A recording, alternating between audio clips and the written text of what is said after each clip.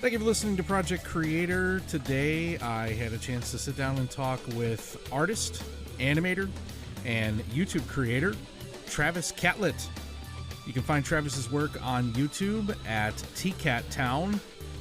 Interest of full disclosure, Travis actually designed the logo for Project Creator. We talked about Travis's history as a content creator, his approach to animation, how he got started, how he developed his style, and his outlook on content creation in the future.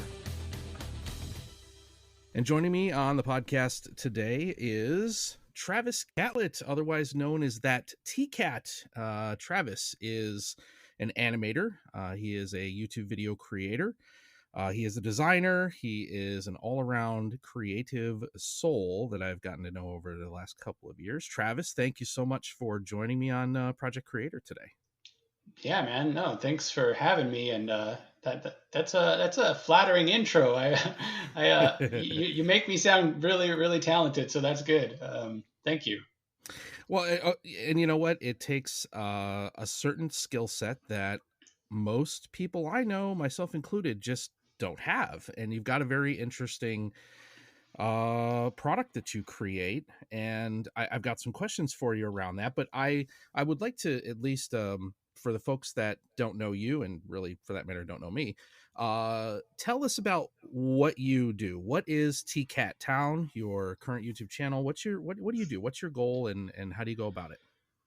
Well, to put it the most simply, and this is something I kind of had to discover myself, asking myself almost that exact question is I just want to make people smile. I just want to make people laugh, and I want to do that by creating just the weirdest, most whimsical, outlandish, whatever pops into my head, I want to make it. And if it makes somebody else laugh and smile, then it did exactly what it was supposed to do.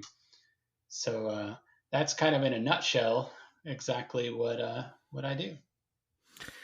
You've got a very original artistic and animating style. I think it's one of the things that, I mean, at least for me, that stands out a little bit, because it doesn't look like anything that anyone else has ever created that I've seen online anyways. You've got a certain stylistic way to how you draw your characters. Is there a certain mindset to that, or how did you develop that particular style?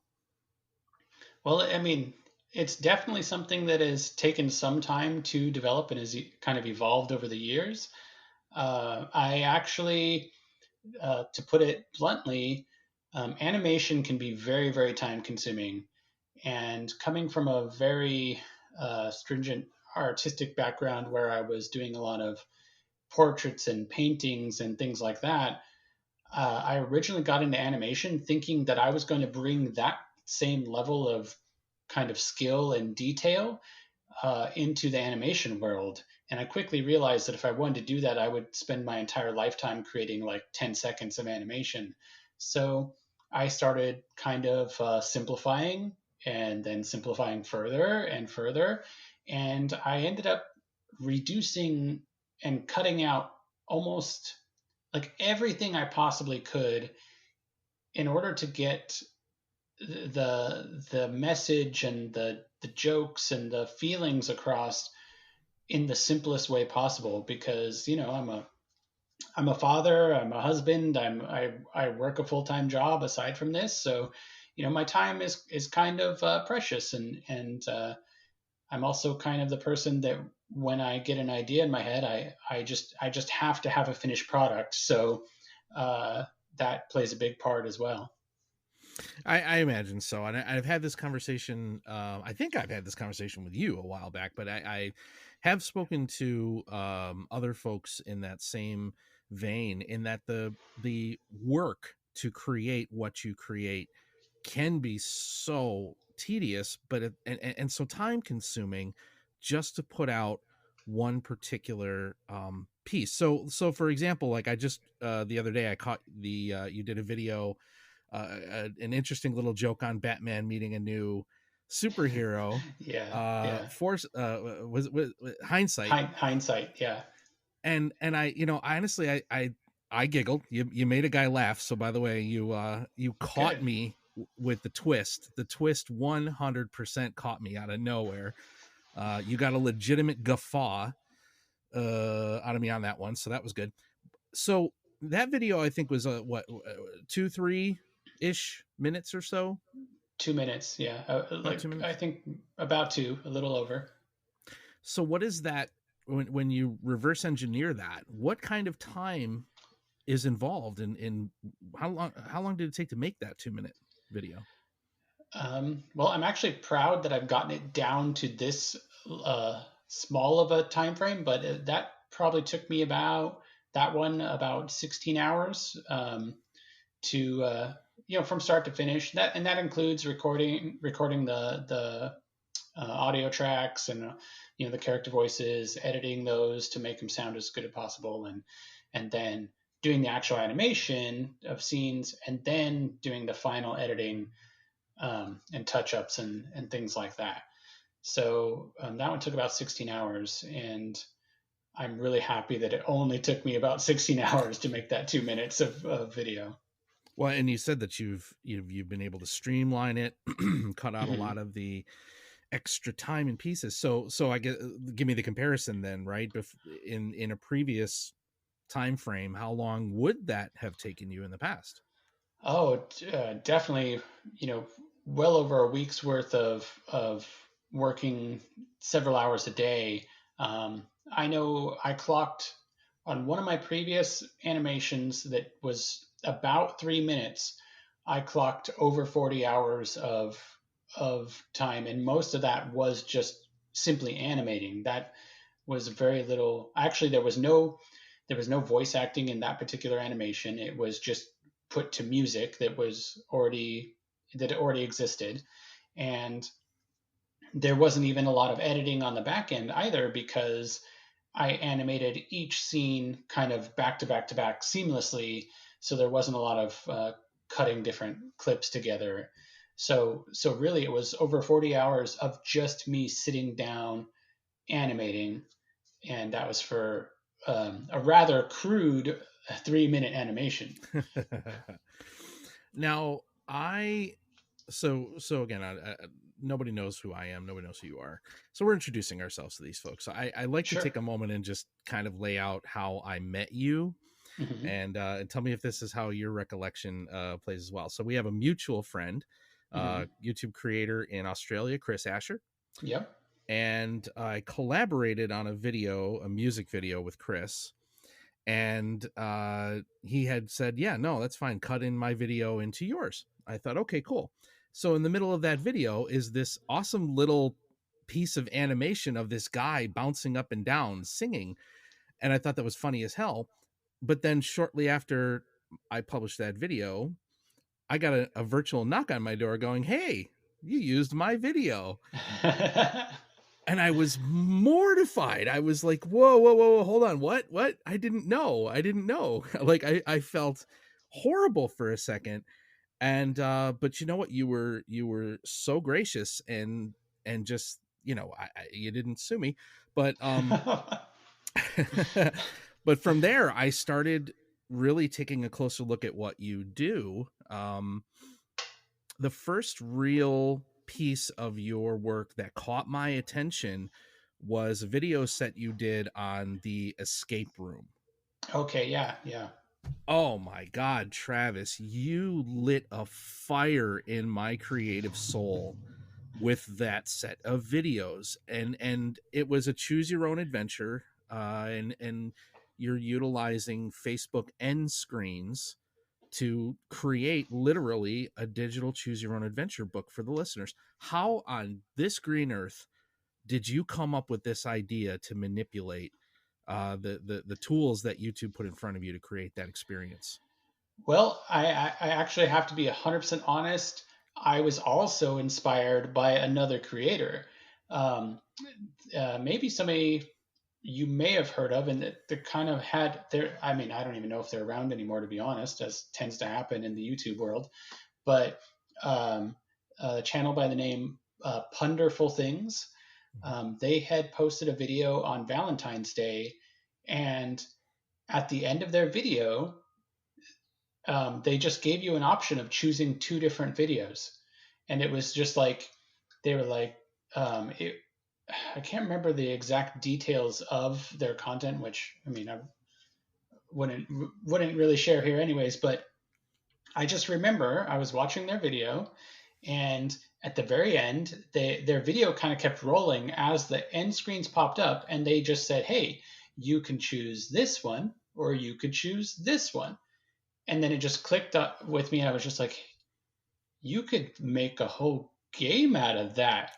You can make the whole That's right. premise. You can make the whole premise about choosing different end screens, and each one could present you with different challenges or different outcomes and or different elements of the story." And so yeah, the whole escape room series just kind of ran with that concept and was pretty successful, I should say, with it. I've tried to replicate that success in more, I should say, complex versions where it's really more story driven and a lot more about exploration. And I've never quite been able to achieve those same results as I did with Escape Room. I'm reminded too. You said you use the terminology of a game, and I'm reminded there was also what, the Flying Pigs Yeah, video yeah. game. Uh huh. Now, which so what came first? Was it the escape room or was it the pig game? The escape room came first. I did basically two levels of the escape room, and then I did when pigs fly, and that one actually taught me a lot of the limitations to that concept Mm-hmm. because I realized um, that if people chose incorrectly with in pigs fly or when pigs fly, they would basically end the game. And in my mind, they would then go back to the beginning and start over and try to progress farther. However, I forgot about the back button on your web browser. And so people could make the wrong choice, effectively ending the game, and then just click back and then make the correct choice and progress the game and continue doing that until they reach the end, which made it a lot less challenging and Sure. a lot less was at stake in playing it. So that taught me some of the limitations of that type of use of YouTube's end screens, but it was still fun to make. I still am proud of it. Again, it definitely inspired me, and with the content that I've created on my YouTube channel for a number of years, I took that idea and I applied it to a psychological profile test that I had read about, and The but Castle Project, right? the Castle Project. Yep. And when I was done with it and I look back, I remembered looking at it, and here I am looking at my dashboard, and I've got 27 videos, and I'm pouring through them back and forth, trying to make absolutely sure that all of the right end screens are on all of the Hmm. right videos and that they all go to the. And I was instantly transported back to this escape room and the flying pig game, and I go, God sakes, how did he do this? Jesus, I was like, this is nuts. What in the world? Well, and maybe this is something you have actually had experience with that could help you, which is what I did. So see, you and I, we grew up in a time when video games still relied more on your imagination than what was being visually presented to you. And I used to play a lot of text-based adventure games, things like that. And I remember sitting down at my old uh, DOS based computer playing this text based adventure. I think it was called Enchanted Castle. I think it was called.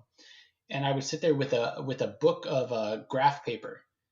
And as I advanced through different areas, I was drawing a map using graph paper. And so I actually used that same type of technique when I created, like especially like the escape room, because I would map out all the different paths on graph paper and link the different squares together to have a visual representation that I could look at and make sure that it's like, okay, when I'm looking at my all of my videos on YouTube and I go to the end screens, does that link to that one, that one, that one? Okay, we're good. And so that really helped me, was to literally create a map of this kind of virtual world. I wish I had thought of that. No, and I think we are in the same general age group. Because for me, it was Hitchhiker's Guide to the Galaxy on Oh the yeah, 5 1/4 floppy yep. on an old Mac. So, oh God, we're so old. Um, Yeah, maybe we shouldn't date ourselves in this way. I gotta you just gotta embrace it at this point. Like, Yep, I'm not yeah. gonna be young and interesting anymore. I'm just gonna do what I can to You can still be old and find. interesting. It's fine. That's there's a difference though, right? We don't have the energy. Like, so you're a family man, you're a full-time working guy just like me. And you know, is how much of a struggle is it now? Because you've been at it for a couple of years at least, right? How Hmm. the anime, at least from I've known you, a good 3 4 that I've known you. Yeah, But yeah. you've been at this type of work probably what, most of your adult life. Yeah, I mean, I don't know how far I want to go back with this, but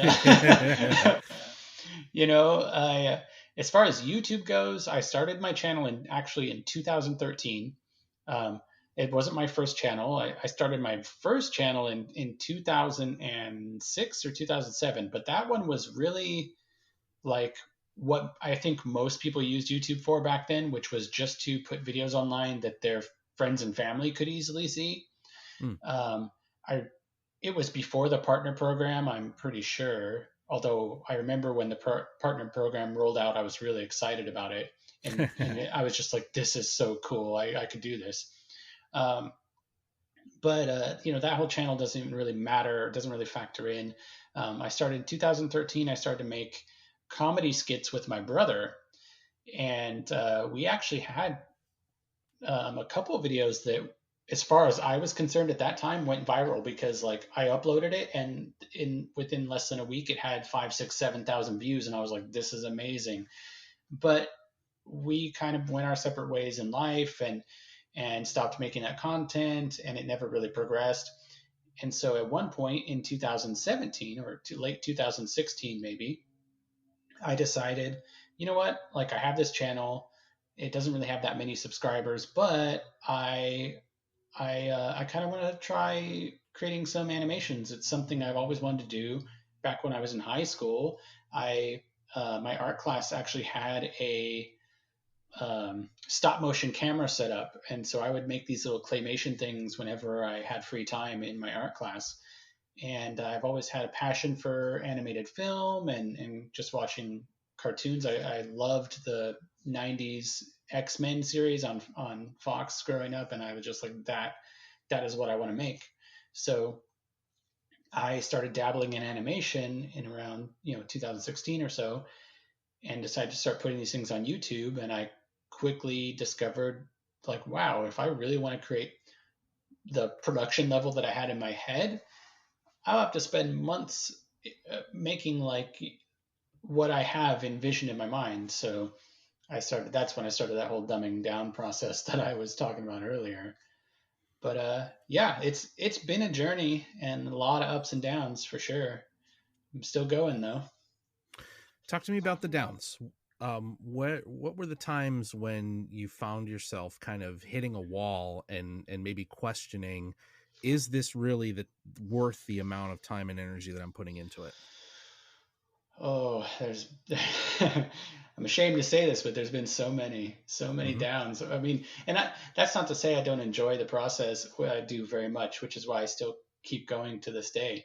But early on, I think I had a little more arrogance about me, maybe would be the correct way to say it, and I assumed that everything I created was just comedy gold and that people would just eat it up and everything was going to go viral, and that didn't really happen.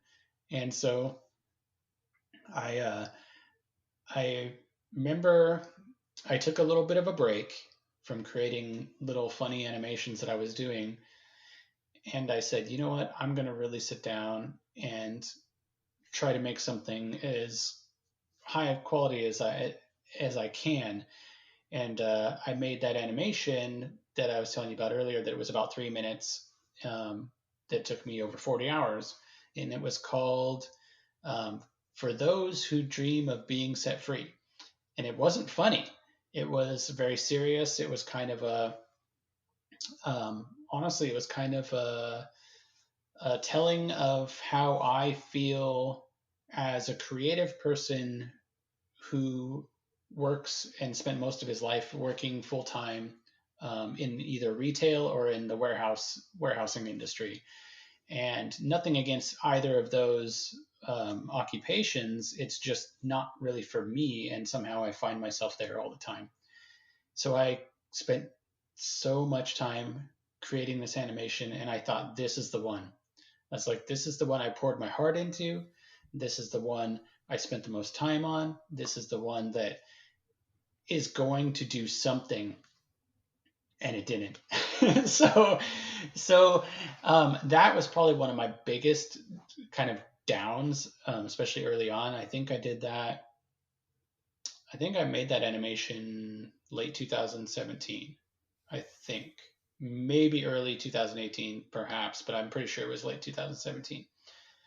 And um, after that, I it was just idea after idea after idea, and everything was always based on this premise like, this is the thing that's going to go viral, this is the thing that's going to take off, this is the thing that's going to blow up my channel.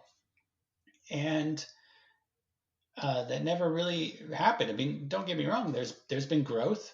I um, i achieved the current monetization requirements, which I'm very proud of.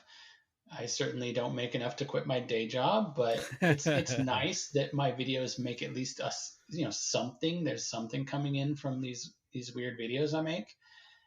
But honestly, the very recently, um, I think it had a lot to do with the pandemic, truthfully, and also here in my area where I live, we also had really bad fires over the summer. Mm. And we actually had to leave our house for almost 2 weeks. We had to leave our house, evacuate our town, because they really weren't 100% sure that they could stop the fires from engulfing our entire neighborhood and city, basically. And so we had to evacuate, mandatory. And I remember spending a lot of time thinking during that time, because I couldn't. I mean, my entire studio is at home. Sure. Everything that I've set up and purchased and arranged to make this stuff over the few years was all just there. And I was thinking to myself, like, what happens if I come back to a smoldering pile of rubble? What happens if there's just nothing there anymore? Do I just stop? Do I give up? And it was in that moment that I realized, you know what? I don't make the stuff for the views. I don't make the stuff because I have all the equipment in the studio that I built. I make the stuff because I love making the stuff, right? So when I came back, I actually was kind of had this renewed sense of, I'm going to create because I know truly why I create, and that's because I want to, and almost I would say honestly, I feel like I need to. It's part of who I am, and so I just keep going from there. I I I mean that's a very powerful revelation, right? To have, and I'm sure that myself included, any content creator just about that you talk to that's been in the game a while has had those moments of doubt where Sure. you look at all of the time and sweat equity that you put into something, and it gets a couple of polite claps, and you move on. But my gosh, to even consider that you were all considerations of that stuff stops, and it's protect my family and get out of Dodge. That's a very powerful. I'm glad. I'm really glad to see that you came home and everything was Yeah. okay. Yeah. Uh, but gosh, what does the I've been curious to ask you this because I know you have young kids. Mine aren't quite as young anymore, but how do they look at your investment of time and energy into the stuff you create? Are they fans, or do they roll their eyes at you and go, "Oh God, here he goes again"? There's a lot of eye rolling, to be honest, and that has a lot to do with the fact that they're all teenagers now. My youngest is 13, so Mm. um, Whereas there probably was a time where, I mean, I could say there definitely was a time when they were just very fond of what I did. They enjoyed watching the content I made, and they would sometimes beg me to be part of it. And now things have very much flipped. I'll be like, "Hey, can you do this voice?" It's just a voice I cannot do. Which, I mean, I do most of the voices on my channel, but there's certain ones that I'm just like, you know what, I just can't do that voice. Somebody else has to do it.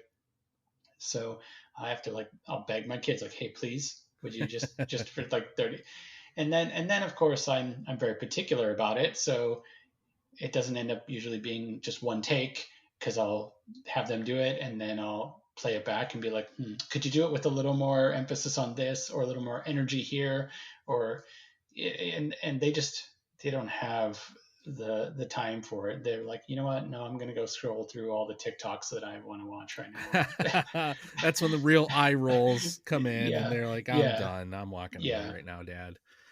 I understand that. I do. I do. Well, good news on the horizon for you. Now that I have adult children, because I have a couple teenagers. My youngest is going to be 12, but I have a couple of adults, and it's my 22-year-old that has now turned the corner and come back around and said to me, "Hey, I'm." He's studying art. He's studying filmmaking in college. He's making different videos of little things for himself. So I'm like, he shows a genuine interest. Hey, you working on anything? What are you doing over there? And I'm like, oh man, now I'm the one rolling my eyes and going, I don't know. I guess I'm going to make a video. But so maybe there's hope on the horizon that they'll swing back around in their mid 20s and want to be a part of it again. I don't know. Oh man, I need to hear that right now. I really do. It's rough. It's rough. My oldest is 17, and I cannot wait for her to reach whatever point a human being reaches when they no longer side with the realm of adolescence, and start kind of understanding what it means to be an adult and have responsibilities, and be like, hey, parents, yeah, I appreciate the things you did, because now I understand them, because I have to do them myself. I'm Oh looking yeah. forward to that. I Yeah. know it. I know it comes for pretty It much does. everybody. It does. And don't get me wrong. They're still obnoxious, and they make stupid choices, and they ask you the dumbest questions, and they don't understand money or the value of it. But that has nothing to do with content creation. Sorry, I'm off on a tangent. That's all Um, right. so YouTube is obviously the preferred, right? It's really the only Mm, game in town for sure. what some of us do. But what has been your experience? I've had conversations with folks that understand what happens with animation. Tell me if I'm right on this. It sounds like YouTube almost is set up to make you fail. Like when it comes to the partner program, and when it comes to recommended videos, you guys, from what I understand, really do kind of get a unfair treatment in that regard. What's been your experience? Um, I mean, I've felt that. I can 100% honestly be like, there's times where I've been just like, this is not fair. It's just not. Um, However, I I was almost interested, more so than kind of feeling kind of abused, I guess you might say. Today, when I uploaded my latest video, I used a title which I hesitated to use, and I used wording in the description that I hesitated to use, and even some tags I hesitated to use, because I just knew the way the YouTube algorithm behaves. Um, Certain things, especially in this day and age, just don't fly. Um, now my video it's a fun animation. It has nothing to do with any serious topics or anything. But I'll tell you, the title is called False Prophecy, and the the a couple of the tags I use because of the dialogue. Oh, and also the dialogue in the video. YouTube is very good at analyzing the actual dialogue and audio of a video, and it knows what the content is about. Um, but it talks about things like the end of the world, et cetera, et cetera.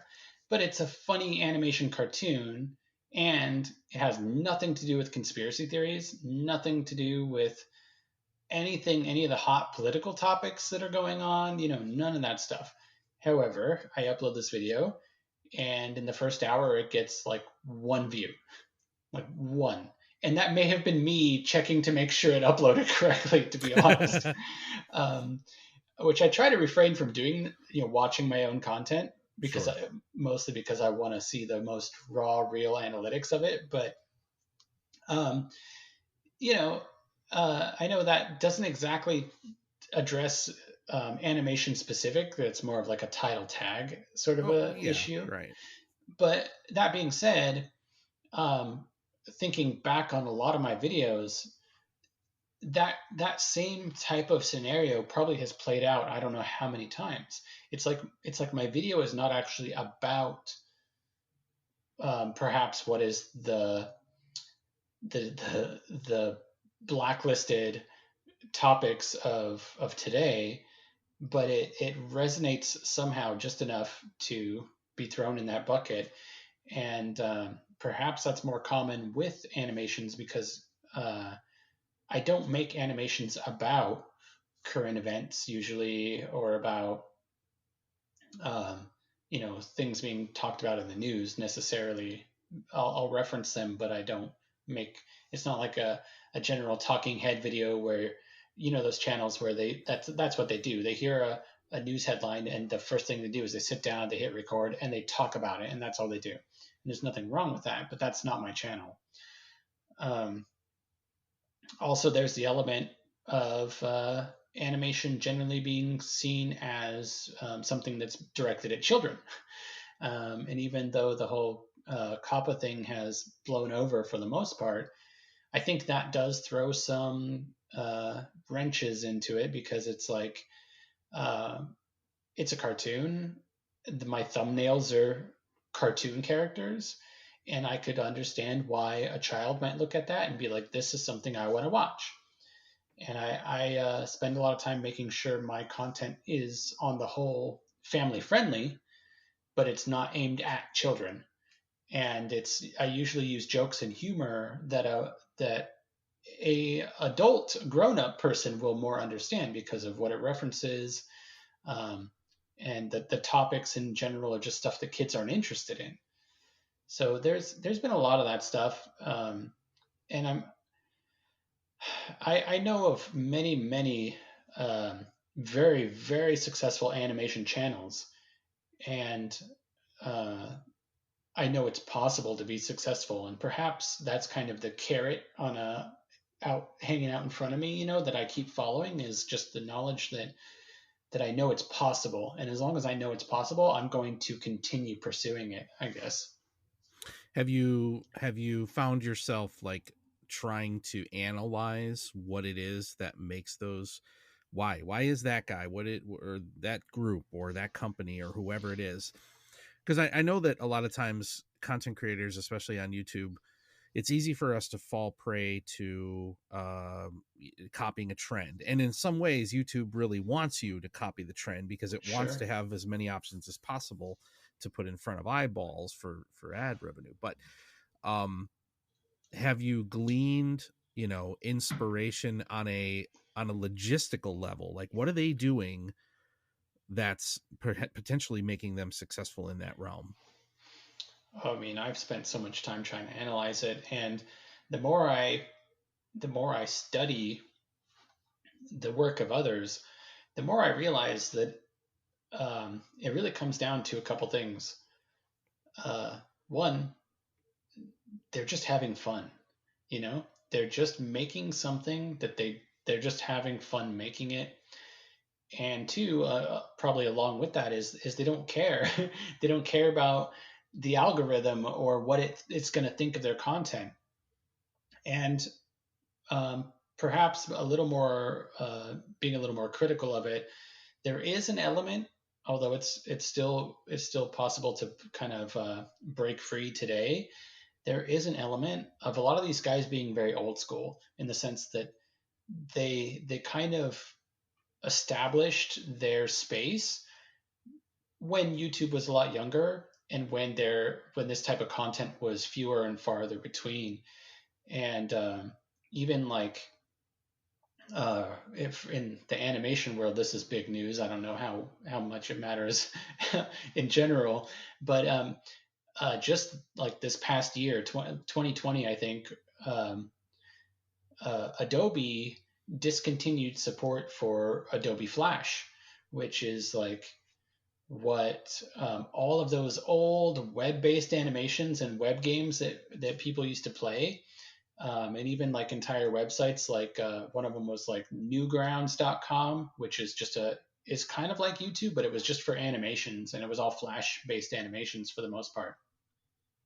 All that stuff is effectively now archaic. It's no longer being supported. The software is being like phased out on online. So, but a lot of these guys came from that realm of having their own flash-based animation websites, and then when YouTube first came about, they hopped on the YouTube platform and said, "Oh, this is a great place to host all my video content so that I don't have to spend outrageous amounts on web hosting because that's expensive." So, and then they just took off from there. Um, it's when I really look at their content, uh, and some of it's very, very well done, high quality, and I'm just like, wow, like I'm impressed. And other stuff, I'm just like, that is so ridiculously simple and easy to do. I I'm almost jealous. I mean, probably honestly, at times I have truly been jealous of some successful creators and being like seeing what they're able to achieve with such very, very simple. It's entertaining. It's got good humor behind it, but the I wouldn't necessarily say there's a lot of artistic talent, and perhaps that adds to the entertainment, to be honest. So um, those are kind of a couple things that I've derived from my possibly over analyzing other creators, trying to pick apart what makes them successful.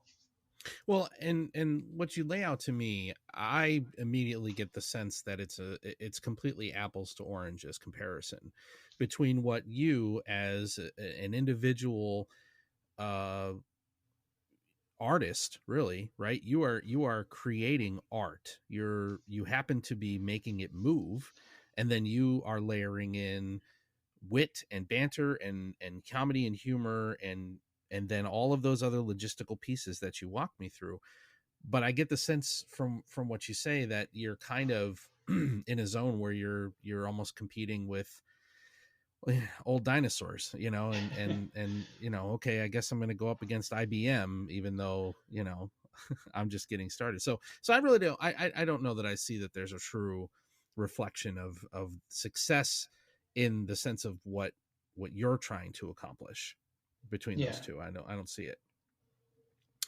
Um, if you were to find yourself being asked by some young aspiring artist, right, some kid that you come across and says to you uh any advice, right, if there's some 19-20 year old guy out there who draws manga or whatever, or some girl that is like deep into character creation, what would you say to them as a piece of advice to get started trying to hone their craft and learn how to truly animate?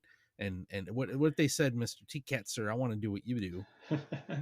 How would I you ask guide them. them? I first ask them, "Do you love what you do?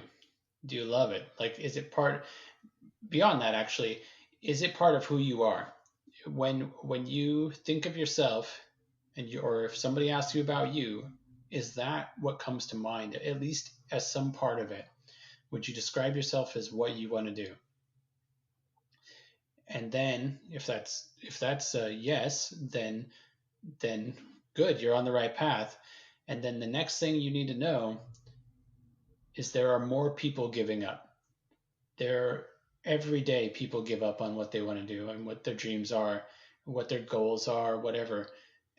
And that number of people will is and always will be far, far greater than the number of people who actually stick it out and succeed.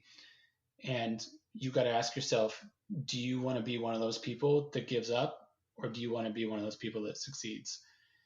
And not giving up doesn't guarantee you're going to succeed, but it guarantees you're not going to be one of those people that gave up. So that's that's the best I can offer somebody. You know, you just gotta make up your mind right at the beginning. Are you going to be the person that gives up? Because there's a ton of those people. They are everywhere, and look, you and I have both, for brief moments in history, we've been that person Oh, for brief absolutely. moments of time, and Yep. I don't know that I know anybody. Well, no, that's not true. I the first guest I had on this program has been continuously doing the same gig. He's been hosting a live show for 14 years. Wow. um and it's staying power that I don't see anywhere. Yeah, that's I don't impressive. find it. um what about on the less ephemeral or esoteric level? What about on the literal level? How would you tell some young creator is their best option to get started logistically on trying to figure out how they want to create animations? Is it a Okay, sketch pad, or is there some specific track you would point them to? Take a I look at see. this or this or this. Sure. Obviously, you got to work with what you got, and I think if that is a sketch pad, then by all means use a sketch pad. Do it. However, I think we're in the day and age where most people, even kids these days, have smartphones.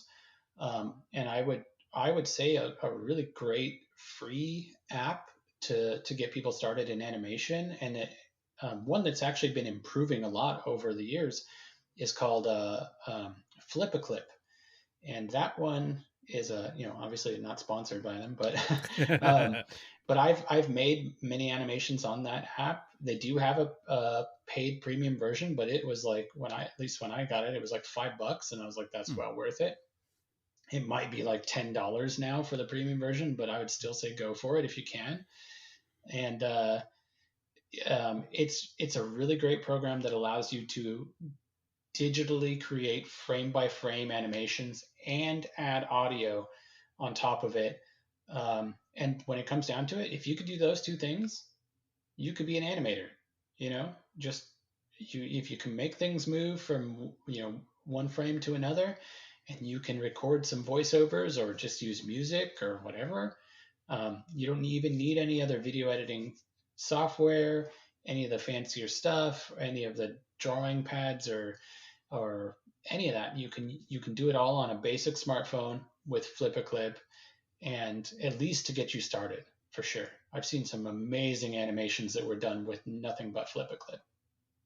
I that and I hope somebody finds that useful out there, because I think people that are trying to move past that step one that you laid out, which is the, make sure that this is really what you love, right? Mm-hmm. Make sure this is your passion and you want to try to go for something. I think so many folks run into those immediate roadblocks of, well, someone told me I need to have this $700 Sony camera, or someone told me I have to have this $500 snowball microphone, or all this other nonsense. But it sounds like really focus on the passion, focus on the inspiration, and there's tools out there to at least get you off the ground and get your feet wet. Absolutely, yeah. I mean, and I've been that person. I've been that person that said, if I only had this, if I only had that particular, piece of software, if I only had this drawing tablet, if I only had this microphone to record my audio. And yeah, I've upgraded and improved a lot of my equipment over the years, but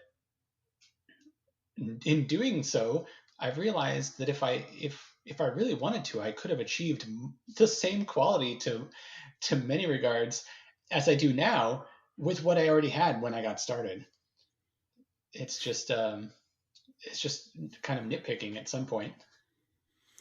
Well, and again, I hope somebody out there can hear that and realize, don't break your back just to get started. And I just, because I see that happen so often, so many creators I've talked to that just get frustrated that they feel like they don't have the means, physically or logistically, to do what it is they want to do because they think there's something there that they love. But I personally find a lot of inspiration in the creators around me. So you are one of those creators, good friend, sir. I would Thank you. definitely encourage anyone who's listening to this to go spend some time and get some good giggles out of TCAT Town on YouTube. Is there any other destinations I should point them to as far as social medias, or where do you interact with your followers? I mean, you interact with me for some reason. You've lost your mind and you put up with my crap, but um what's your interest level in folks finding you and communicating with you? Well, hey, I'm on Facebook, I'm on Twitter, I'm on Instagram. You can usually find me either by looking up TCAT or searching Travis Catlett as my actual name. And I'm always willing to engage with and interact with anybody who wants to on any of those platforms. For some reason, when it comes to my animations, most people just engage with me and interact with me through my YouTube channel, and that's totally Sure. fine too.